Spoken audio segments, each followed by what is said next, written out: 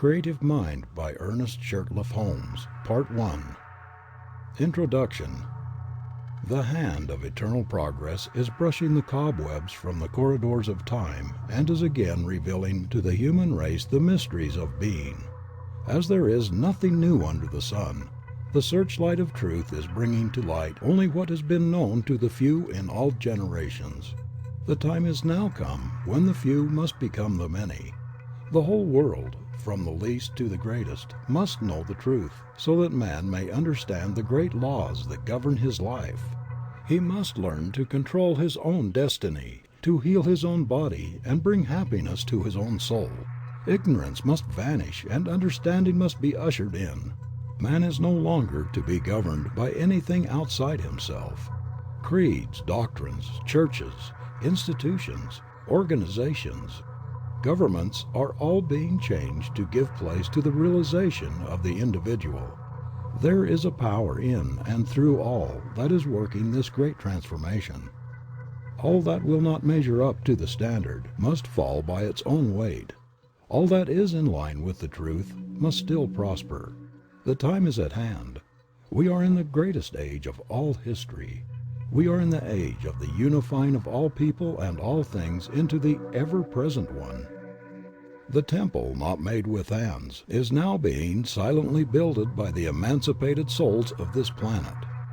This little book is an attempt to explain what each soul must discover for himself, that he stands in the midst of an eternal creative power which presses itself around his own thought and casts back to him glorified all that he thinks. If it awakens within the consciousness of one single individual the realization that the mind of the universe, which is the only mind that there is his own mind, that the creative power of this mind is his also, that the manifestation of this mind is his own individuality, that the love and power and peace of this mind is within himself, it will not be written in vain. May it then do much in simplifying and bringing to light some of the deeper mysteries and meanings of life. Ernest Holmes, October 1st, 1918. In the beginning. In the beginning, God. Clear and expressive are these words. In the beginning, God only. No manifest universe, no system of planets, nothing of form or life, of brute or man. God was the spirit of all that was to be, but he had not yet moved upon the waters. Then this all being moved or began to create. Where did spirit move? Upon what did it move to create? Where did it get a pattern? What means or power did it employ? Through what agencies did it work?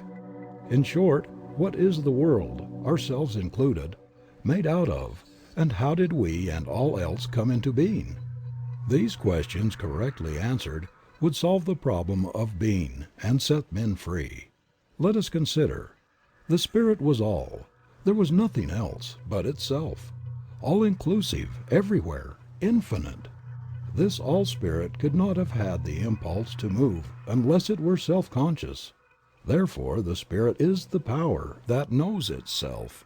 It is accordingly all-knowing as well as all-present, being one, undivided.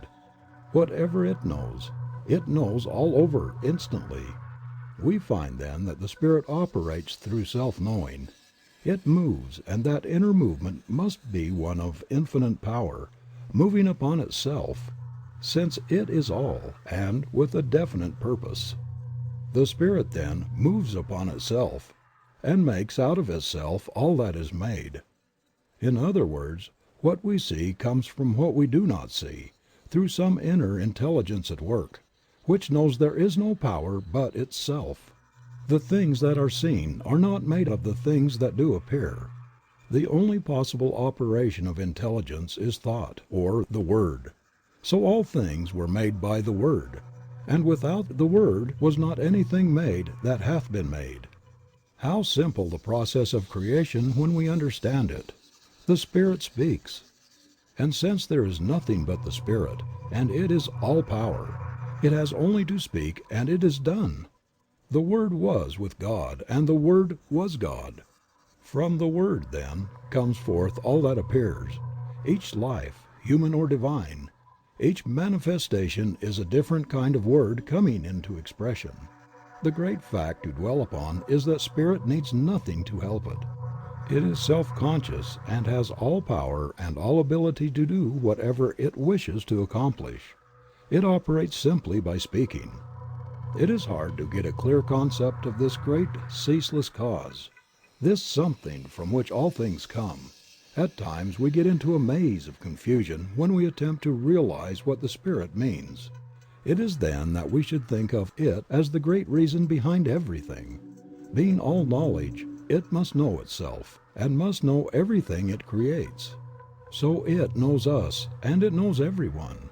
Since it is all presence, we can contact anywhere, and will never have to go to some particular spot to find it.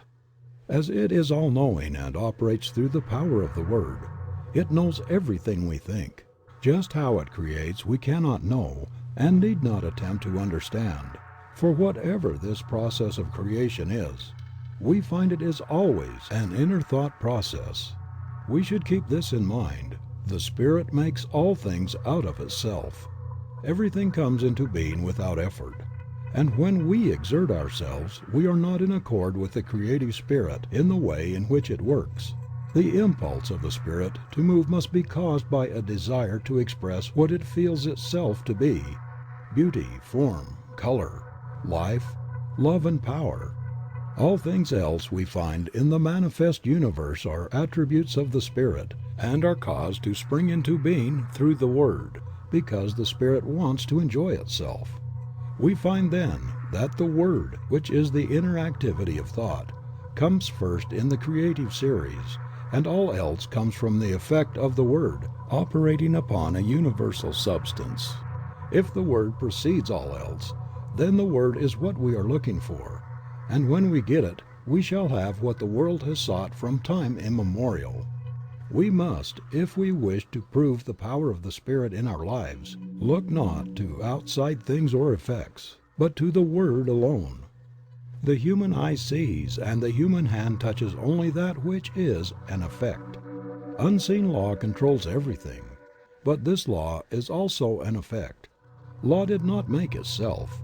The law is not intelligence or causation. Before there can be a law, there must be something that acts. And the law is the way it acts. It is intelligence.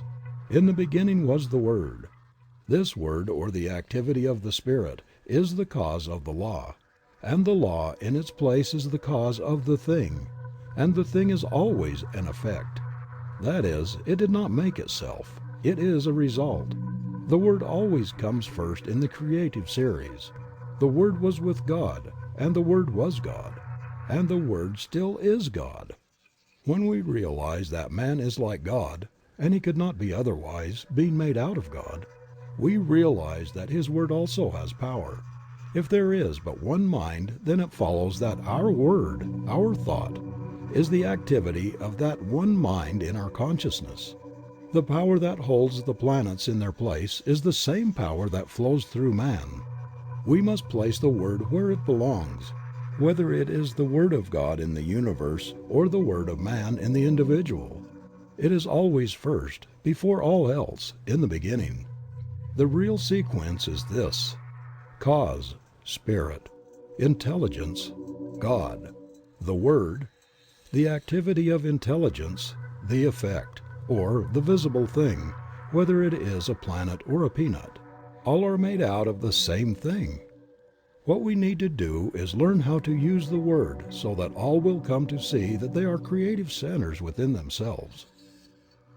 A principle that can be proven. Knowing that mind is, we have a principle that is absolute. It is exact. It is going to correspond with our thinking about it. The first great necessity is to believe this. Without belief we can do nothing.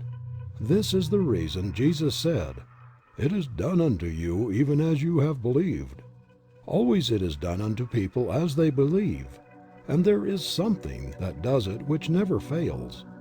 We must believe that our word is formed upon and around this creative mind. For instance, we wish to create activity in our business. we believe that our word is law about that thing, and there is something that takes our thought and executes it for us.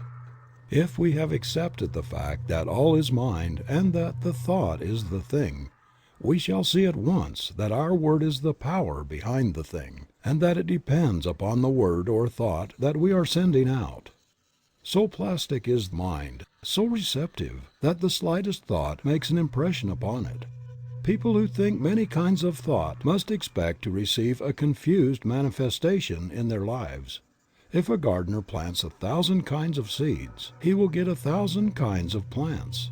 It is the same in mind. The word going forth. Since this is true, everything depends upon our mental concepts. As a man thinketh in his heart, so is he.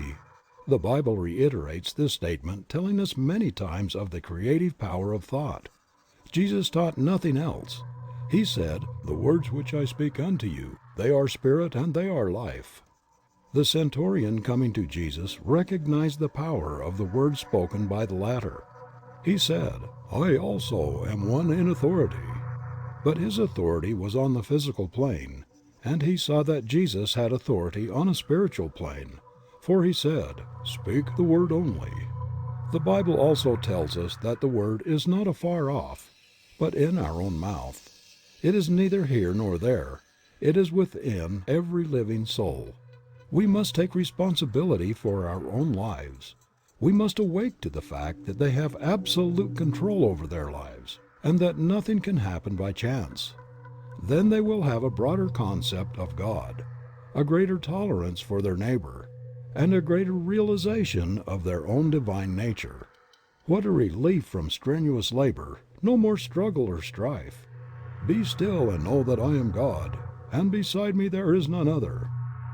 The Spirit being all there is, we cannot conceive of anything that can hinder its working. When the Spirit has spoken, the Word becomes law. For before law is the Word. It precedes all else. First is absolute intelligence, all power, all presence, all causation. Then the movement upon itself through the power of the Word. Then the Word becoming law. The law producing the thing and holding it in place. So long as the Word exists, the thing will exist. For since the Word is all power, there is nothing beside it. I am that I am, and beside me there is none other. This I am is Spirit, God, all. There is no physical explanation for anything in the universe. All causation is spirit and effect spiritual. We are not living in a physical world, but in a spiritual world peopled with spiritual ideas. We are now living in spirit. God, or Spirit, governs the universe through great mental laws that work out the divine will and purpose, always operating from intelligence. This intelligence is so vast, and the power so great, that our human minds cannot even grasp it. All that we can hope to do is to learn something of the way in which it works, and by harmonizing ourselves with it, to so align ourselves with Spirit, that our lives may be controlled by the great harmony that obtains in all the higher laws of nature, but has been very imperfectly manifested in man. This brings us to the second point of consideration. Why and what is man? We find in the physical universe that automatic laws govern everything. For instance, the tree cannot say, "I will not," because of the law that holds it in place. It grows without any volition of its own. So it is with all nature, but when we come to man we find a different manifestation of the Spirit, a being who can say, "I choose." In all creation man alone is an individual, man alone is free, and yet man alone wants, is sick, suffers, and is unhappy. Man marks the earth with ruin. Why? Because he has not found his true nature. The very thing that should free him, and eventually will do so, now limits him. God could not make an individual without making him able to think, and he cannot think without bringing upon himself the results of his thought, good or bad. This does not mean using two powers, but using the one from two standpoints. Nothing in itself is either good or bad. All things exist in the mind as a potentiality. Mind is eternally acting upon thought, continually producing its own images from mind, and casting them out into manifestation. Man must be the outcome of the desire of the spirit to make something which expresses the same life that it feels. Man is made to be a companion of the Infinite, but to arrive at this exalted plane of being he must have his freedom, and be let alone to discover his own nature, to return love to his Creator only when he chooses to do so. At the doorway, then, of man's mind this wonderful God has to wait. "Behold, I stand at the door and knock." The opening must be on the part of the individual. Man lives in a mind that presses in upon him from all sides with infinite possibilities, with infinite creative power. The divine urge of infinite love crowds itself upon him and awaits his recognition. Being the image of this power, his thought also must be the word, or cause it life. At the center of his being is all the power that he will need on the path of his unfoldment. All the mind that man has is as much of this infinite mind as he allows to flow through him. We have often thought of God as far off, and of man as being separate from all the good, and now we are coming to see that God and man are one, and that one is simply awaiting man's recognition, that he may spring into being and become to man all that he could wish or want. "As the Father has inherent life in himself, so hath he given to the Son to have life within himself." It could not be otherwise. We are all in mind, and mind is always creating for us as we think, and as we are thinking creatures, always thinking, our happiness depends upon our thought. Let us consider the law of our life. The law of our lives. Spirit creates through law. The law is always mind in action. Mind cannot act unless intelligence sets it in motion. In the great universal mind, man is a center of intelligence, and every time he thinks he sets mind into action. What is the activity of this mind in relation to man's thought? It has to be one of mental correspondence. That is, mind has to reflect whatever thought it casts into it. Wonderful as universal mind is, it has no choice but to create whatever thought is given it. If it could contradict that thought, it would not be a unit, since this would be recognizing something outside itself. This is a point in truth which should not be overlooked. The one mind knows only its own ability to make whatever is given it. It sees no other power and never analyzes or dissects.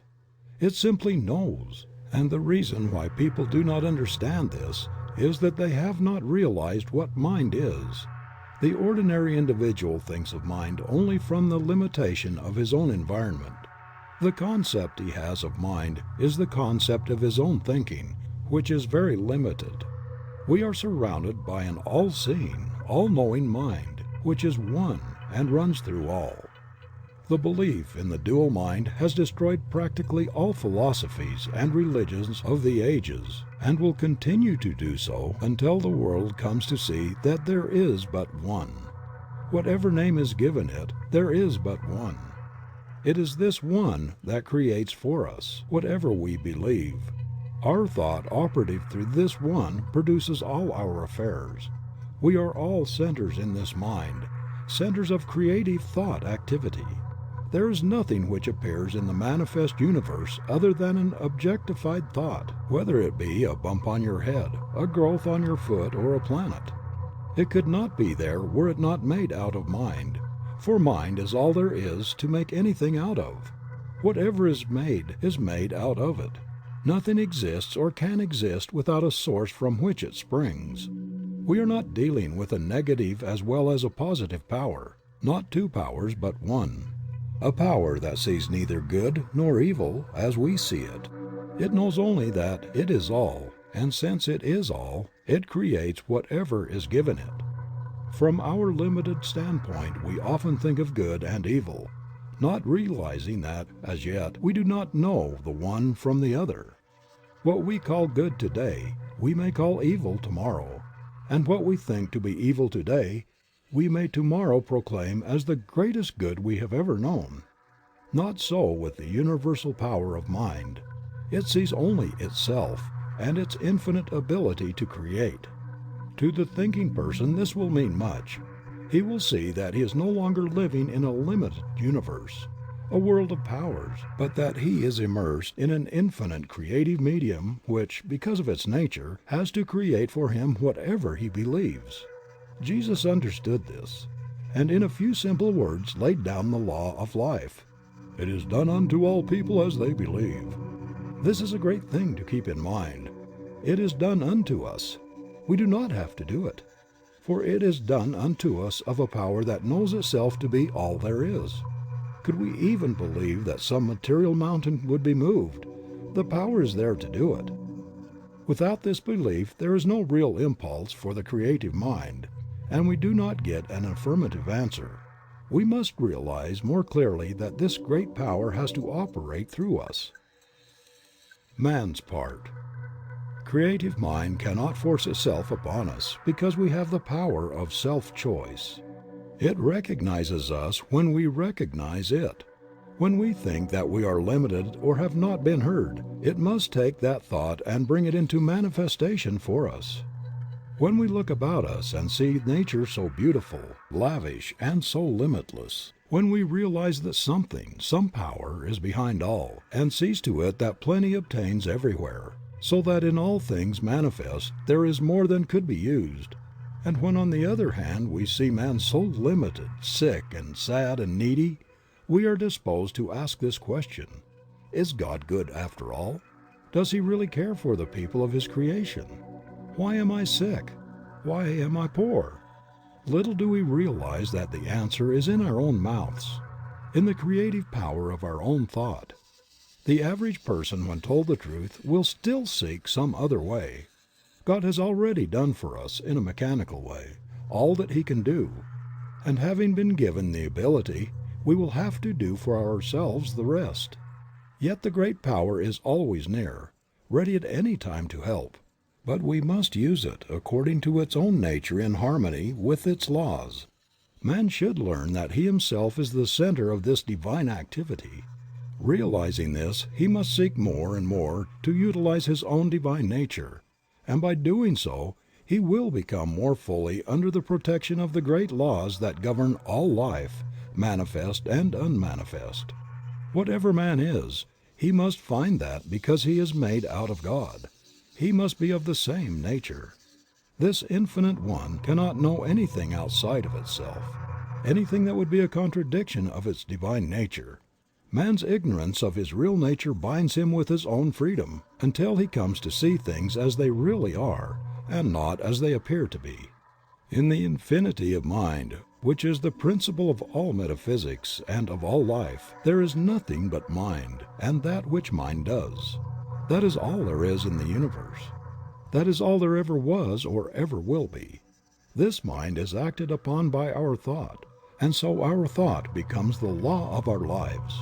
It is just as much as a law in our individual lives as God's thought is in the larger life of the universe. For the sake of clearness, think of yourself as in this mind. Think of yourself as a center in it. That is your principle. You think, and mind produces the thing. One of the big points to remember is that we do not have to create. All that we have to do is think. Mind, the only mind that there is, creates. Few people seem to understand the nature of the law, and so think that they have got to do something, even if it is only holding a thought. Thinking or knowing is what does the thing. It will make it easier for us when we realize that we do not have to make anything, just to know that there is something back of the knowing which does the work for us. That person gets the best result who realizes that he can use this divine principle. He who can get the clearest concept of his idea, and who can rely on mind to do for him, keeping everything out of his thought that would contradict the supremacy of spirit or mind. By simply holding a thought we could not make anything, but knowing in mind, what can we not do? Bondage and freedom. Never get away from the fact that you are surrounded by such a power. It is the principle of demonstration. It knows every thought. As we send forth our thought into it, it does unto us. The person who is ignorant of this law must by that ignorance be bound by his thought, by his human beliefs. One who understands will begin to break these ties that bind him. One by one he will destroy every negative thought until at last he is able to think what he wants to think, and so he frees himself by the use of the same power that at one time bound him. We must destroy all thought that we would not see manifest and hold to that which we would see, until we receive the affirmative answer. Never struggle. Mind makes things out of itself. There is no effort made. Don't think that there is so much to be overcome. Have only a calm sense of perfect peace as you realize that God is all, and that you are using the perfect law, and that nothing can hinder it from working for you. Many people are learning to do this, and no one has yet failed to demonstrate who has been steadfast, using the law in a consistent and persistent trust. All that we have to do is to provide the right mental and spiritual attitude of mind, and then believe that we already have, and the reward will be with us. We shall see it.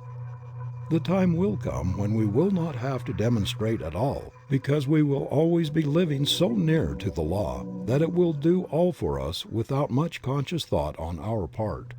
So when you say, "I am poor, sick, or weak," I am not one with the creative mind.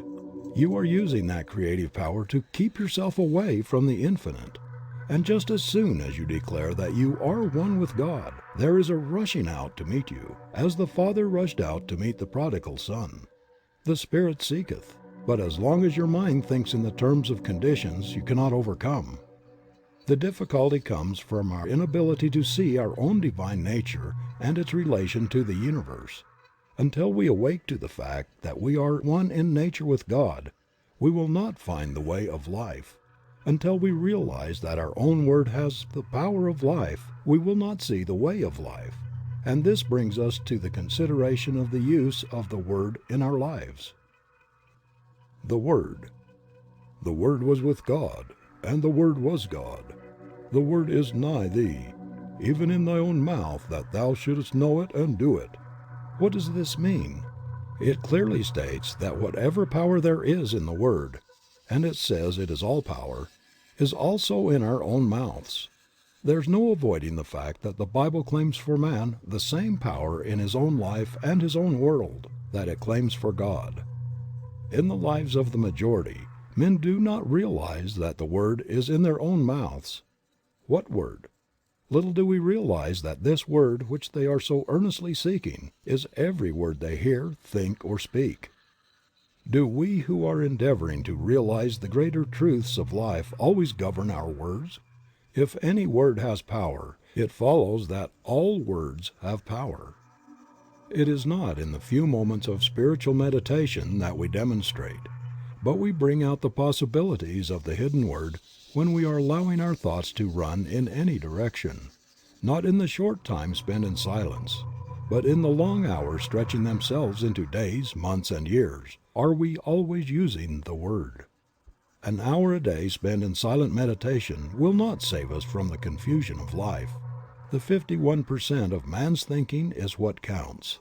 It is easy when we are alone to brave the storms of life. Surrounded by our own exalted atmosphere, we feel the strength of the infinite. We rise in spirit. We think we are experiencing the ultimate of truth, that all things are ours. These moments in a busy life are well spent, but must be unavoidably brief. But what of the rest of the day? What of the busy street, of the marketplace, and of all the daily contact with life? Do we then obtain? Do we keep on in the same even way? Or do we fall before the outer confusion of our surroundings? Are we still creating the Word and setting it afloat in the great ethers of life? Are these words creating for us? Yes.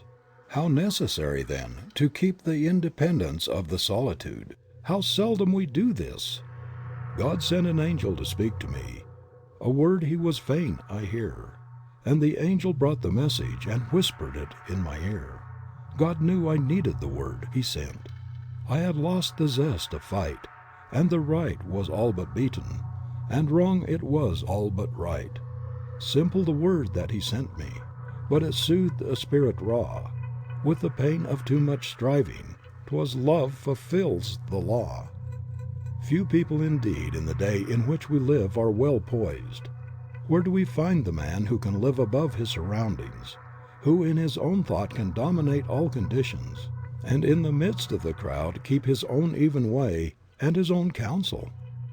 When we do meet such a person we will know him, for we will find on his face the image of perfect peace.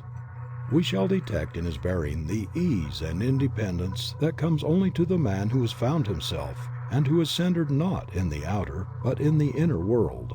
Such a character as this has the power to attract to himself all of the best in the world. He is a center toward which all else must gravitate. The atmosphere which he creates and with which he surrounds himself is one of absolute calm and peace. The world at once sees in this man a master, and gladly sits at his feet. And yet this man who has risen above the thought of the world cares not that other people should sit at his feet. He knows that what he has done all may do, and he well knows that all the teaching in the world will not produce another such as he. He knows that it is not from the teaching but from the being that true greatness springs. So this man does not go around teaching or preaching. He simply is.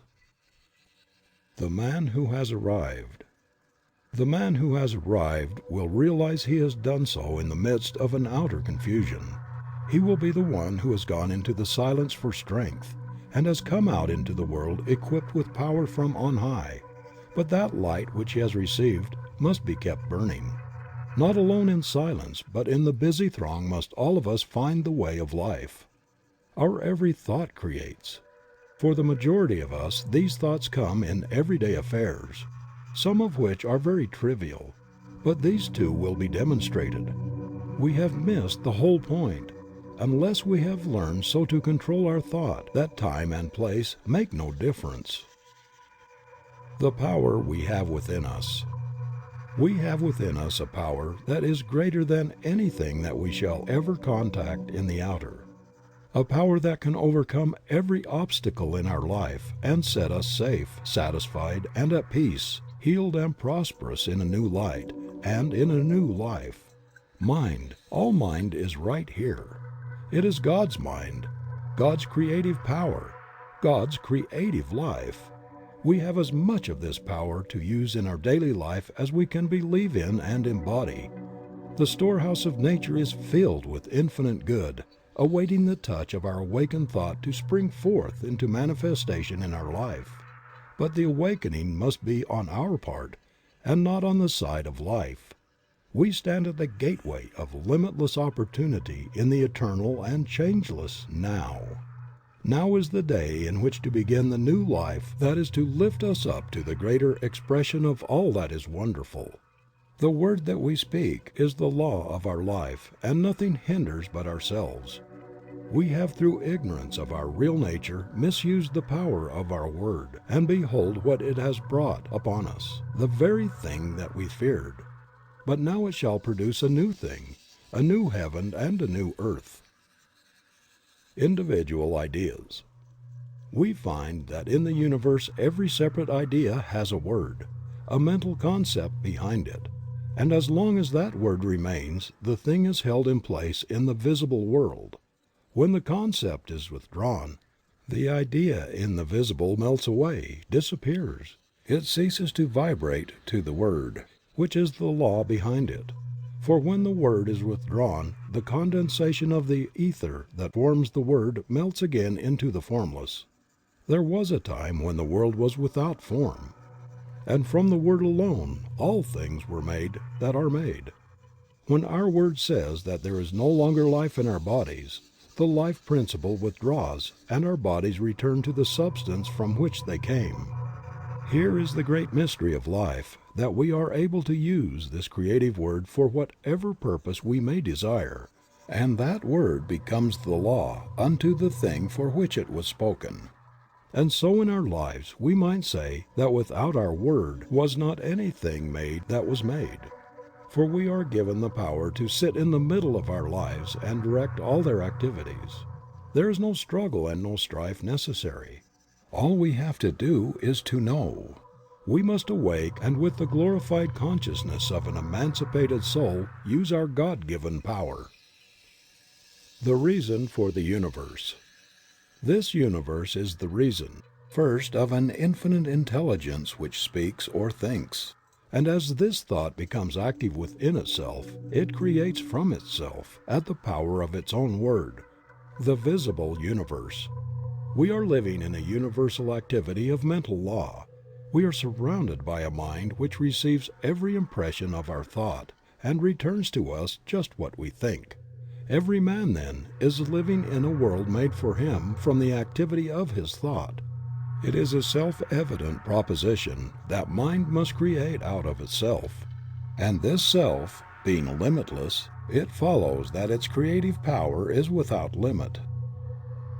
Mind in action. Everything that we see is the result of mind in action. We all have a body, and we have what is called a physical environment. We could have neither if it were not for mind. The law implanted within us is that we need nothing except ourselves and this all-wise creative mind to make anything, and that just so far as we depend upon any condition, past, present, or future, or upon any individual, we are creating chaos, because we are dealing with conditions and not with causes. Every living soul is a law unto himself, but of this great truth few people are conscious. It seems difficult for the race, which feels itself to be so limited, to comprehend the fact that there is a power that makes things directly out of itself, by simply becoming the thing that it makes, and that it does this by self-knowing. But we will not demonstrate until we see at least some of this, the greatest truth about life. We should realize that we are dealing with the principle that is scientifically correct. It will never fail us at any time, but is eternally present.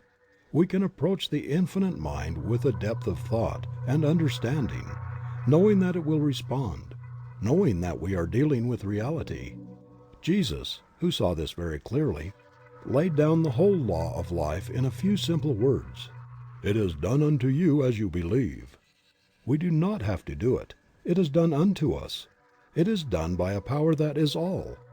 Could we believe that a material mountain would be moved, it would be done unto us. But unless we do believe, there is no impulse for the creative power, and we do not receive. Life externalizes at the level of our thought. Action and reaction. There is something that casts back at us every thought that we think. "Vengeance is mine, I will repay, saith the Lord." It is a statement of eternal truth and correspondences against which nothing can stand. And whatever man sets in motion in mind will be returned to him, even as he has conceived within himself and brought forth into manifestation. If we wish to transcend old thoughts, we must rise above them and think higher things. We are dealing with the law of cause and effect, and it is absolute. It receives the slightest as well as the greatest thought, and at once begins to act upon it. And sometimes, even when we know this, we are surprised at the rapidity with which it works. If we have been misusing this law, we need not fail. All that we have to do is to turn from the old way and begin in the new. We will soon work up out of the old law into the new which is being established for us. When we desire only the good, the evil slips from us and returns no more. Arriving at a high consciousness. The best way to arrive at the highest consciousness is to have a great faith in the willingness and the ability of life to do all for us, by working through us. We must believe in the inherent goodness and all-powerfulness of the Spirit of Truth. And so every path leads us back to the one point, and we must learn to realize the near presence, the great reality. There, through the door of our own thought, we enter into the universal consciousness, into a complete realization of life and truth, of love and beauty. And as we sit in the silence of our own souls and listen, it will be the greatest thing that we will ever do. In that completeness we are not lost, and yet we are found. This is what is meant that a man must lose his life in order to find it. We are lost to the human and found in the divine. We realize that we are one with the cause. Other suggestions. Nearly all people are controlled by outer suggestions and not by inner realizations. Ordinarily, man thinks only what he sees others do, and hears others say. We must all learn so to control the inner life that outside things do not make an impression upon our mentalities. As we are thinking beings and cannot help thinking, we cannot avoid making things happen to us. And what we need to do is so to control our thought process that our thinking will not depart from the realization of that which is perfect. Man is governed by a mind which casts back to him every thought he thinks. He cannot escape from this, and need not try. It would be useless. The laws of the mind are simple and easy to understand.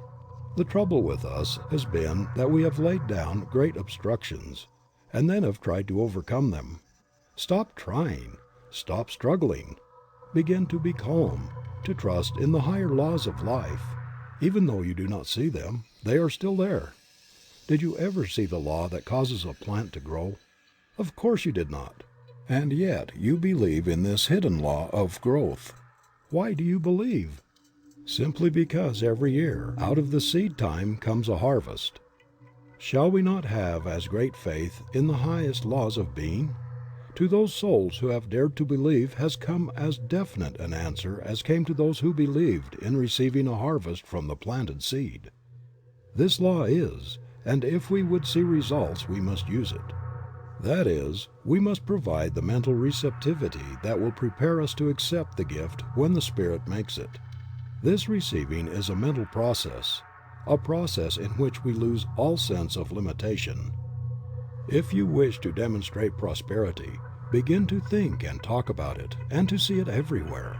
Do nothing that contradicts this thought, either mentally or physically. The world is full of good. Take it and forget all else. Rise above depression and be glad you are saved from adversity. The human mind needs to be cleansed from the morbid thoughts that bind through its false beliefs. No living soul can demonstrate two things at the same time, if one contradicts the other. There is no way except to let go of all that you do not wish to come into your experience, and in mind take all that you do wish. See, hear, talk about, and read only what you wish, and never again let a negative thought come into your mind. God knows good only, and when we are in line with good, He knows us. When we are out of harmony with good, we say, God has forgotten us. On the one hand, we have an infinite intelligence which has brought us up to where we are today, and having done all that it can for us now, lets us alone to discover our own nature. On the other hand, we have the infinite law, which is an activity of God, and we can use it for what we will, only with this provision, that in so far as we use it for the good of all, are we protected. The law obtains through all nature that as a man sows, so must he reap. Now the Father has brought us to where we can understand life, and we must go as we choose. If we are in harmony with the great forward movement of the Spirit, there is nothing that can hinder our advancement. If we oppose it somewhere along our pathway, it will crush us. As with individuals, so with nations. In so far as they work with the right spirit, they prosper. When they begin to fail in the use of this law, they begin to fall. He who understands will take the position of one who wishes to work in union with the power of good. And to such a one will come all the power that he can conceive of and believe in. His word becomes an expression as the very word of God, and he must realize it to be all-powerful. So the one who is truly united with good will wish to express only the truth for all, and in doing so he is working along the lines of the enfoldment of the Spirit. And though he may seem to fail, from the ordinary standpoint, yet his success is assured, for he is at one with the only ultimate power before which, in time, all else must fall. End of Part 1.